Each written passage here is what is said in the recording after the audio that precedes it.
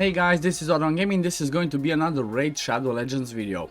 So today I'm going to show you something a little bit interesting. It's not something too crazy, it's not the fastest in the world, but I guess it's something unexpected, or at least it was for me, because I was like, you know what, I want to try some different things with this champion for the sake of PvE before I build him and have him specialized for the sake of Arena.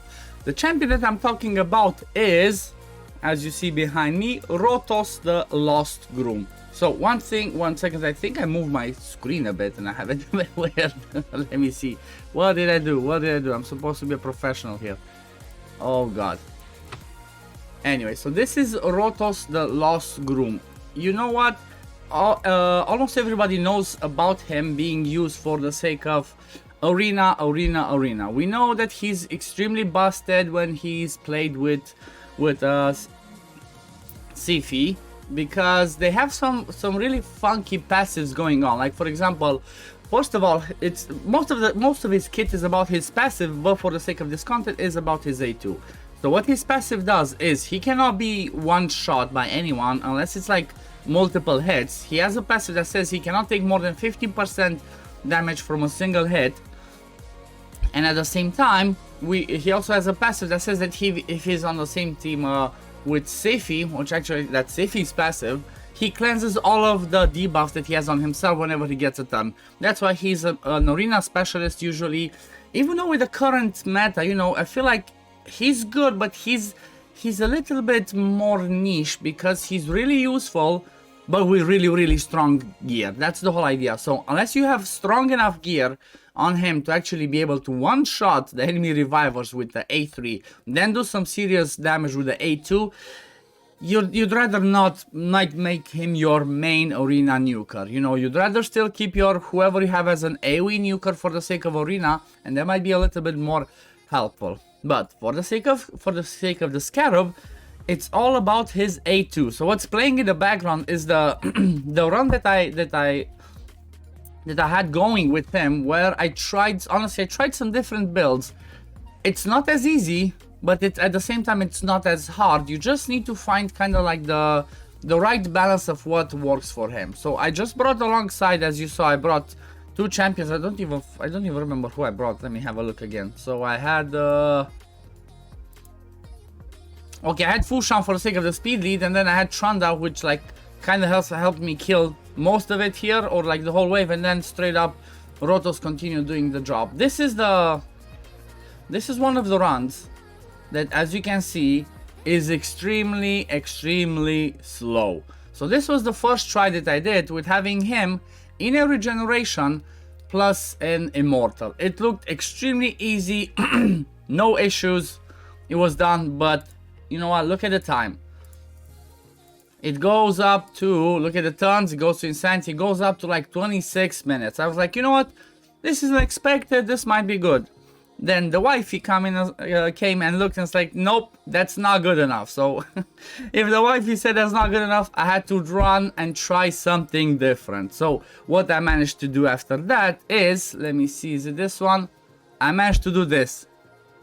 10 minutes and 41 seconds with 231 runs. Well, this is a turn, sorry. Well, this is a little bit better. You know what? If you're just trying to do this for the sake of doing it once to pass, you know, maybe you're, like I said, maybe you're at the point where Rotos is not your main champion for the sake of arena, but you get stuck on the floor on the Scarab all the time. You don't have somebody like a Urust or a Tomb Lord or any of the other champions that can solo it, but you have a Rotos and you don't have much to do with him. Or you already have a Rotos that you're like, you know what, if I see that this can work, I'm just gonna use him.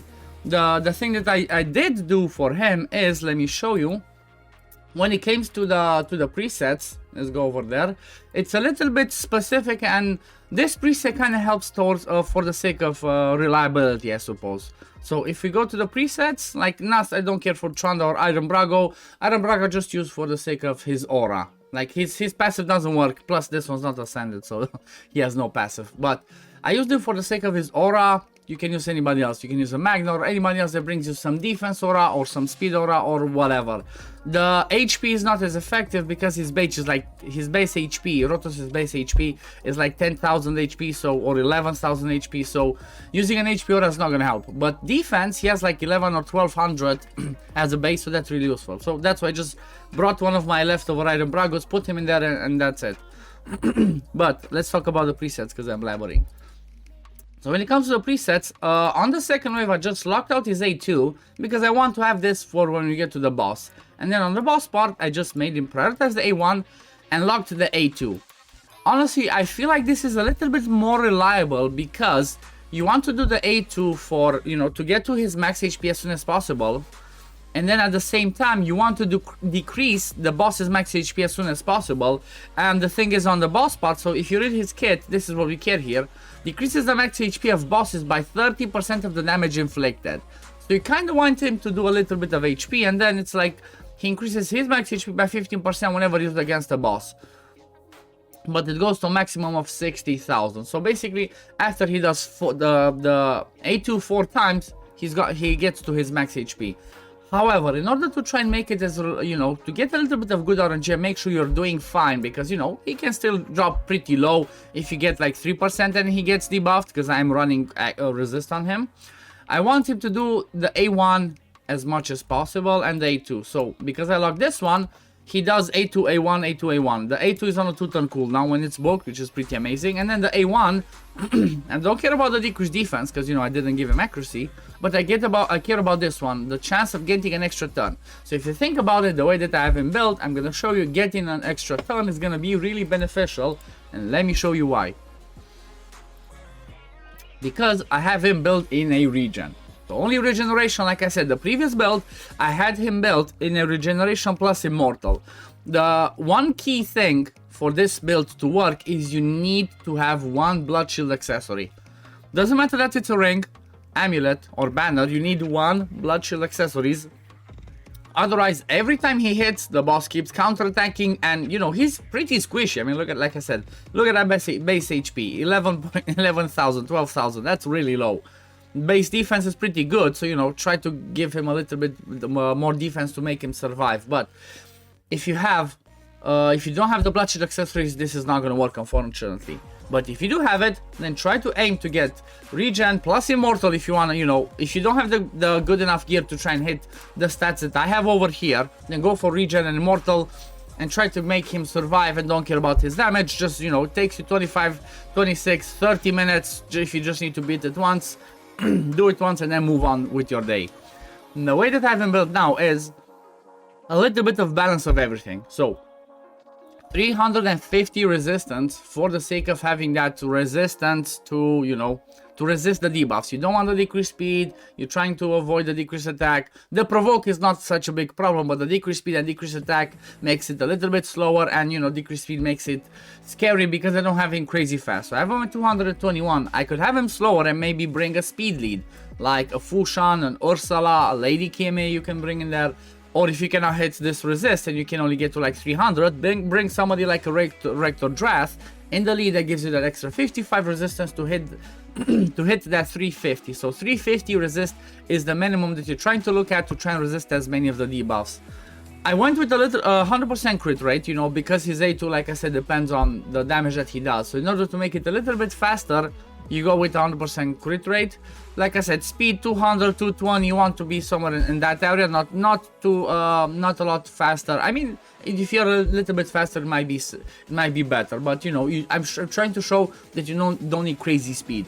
Again, defense, I try to hit around 3,000 defense because, like I said, he has a good base, so that's not too hard to hit. And when it comes to the HP, I want at least 35 to 40,000 because, you know, up until he gets that HP steal, that he's gonna steal like 60,000 HP with his A2, you need to survive a little bit. And then with the HP stolen with this one, you get around 100,000 HP, and then every time he gets a turn, he heals by 15,000.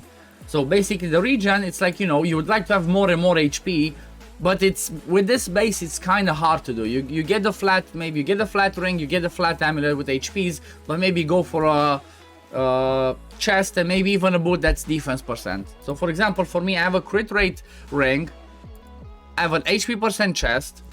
I have a speed boot because he gave, gave me the good substats. And then here I have resist. See, some accuracy I don't care, mostly care about resist. Speed, some crit rate, some crit damage, again more resist. Again, speed, HP, and accuracy. This one, this one basically just gives me the speed. So this one, I'm trying to show that it's not the best, I don't have the perfect substats on all of these pieces. The ring is like, it's an HP, but then rolled like 1-1-1 randoms in there. One flat attack, one flat defense. Still, it's like good enough with a few glyphs on it. The amulet gave me double attack, 1 resist, 1 accuracy, which is like, mostly resist. The attack maybe helps a little bit, but mostly the resistance you care about. And then I have a resist banner, which again, it's nothing too crazy. It rolled me 1 time speed, 1 time defense. It has the good substats, but it's not like I have a triple speed resist banner at the end of the day. So, it's...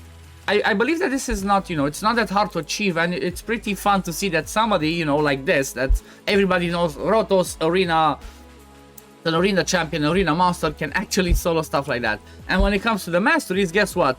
I just kept his Arena masteries. I didn't want to change anything, because I wanted to, try and make it as efficient and without changing as much as I could. Basically, I kept his Arena mastery, so if you use him for Arena, but he's the best solution for you, if you don't have anybody else that can help you out to be the Scarab King, well, guess what? Every time the Scarab comes around, which is like, once every 2 months, I guess, because it's in the first and the third rotation, so once every 2 months, just change his gear, put him in a regen, be the Scarab, put back his Arena gear, and then use him back in Arena, if you have no other choice. But yeah, I guess this is gonna be it for the video today, guys. I hope this is helpful for you. I hope you enjoyed it, because it's, it's a little something a little bit different, a little bit fun, that, it might help some of you out there, because maybe you're one of the ones that's watching and you don't really care about Arena, and you're like, oh, I have a Rotos, let me build him for the sake of the Scarab, because I cannot beat it too easy, Instead of having a full team built for the sake of the Scarab, just build that one champion. Remember, Blood Shield accessory is really important. And that's it. You beat him, then you move on with your day. Or maybe you don't even care that you farm it in 10 minutes, 10-12 minutes, and just do it with him while you're away. But yeah, this is gonna be it for the video today, guys. Thank you for watching. Don't forget to like and subscribe, and I'm gonna see you in the next one. Peace, love, take care everyone. Bye, guys. One thing that I forgot to mention, guys, is think about this. He is wrong affinity for this rotation. So if he can do this to the Scarab King when he is forced, think about what he can actually do when he's facing the third rotation where the Scarab King is Spirit. That one should be even faster, and he should smack even harder. Maybe even do it like somewhere around in 7-8 minutes. So yeah, thank you for watching, guys. See you in the next one. Bye.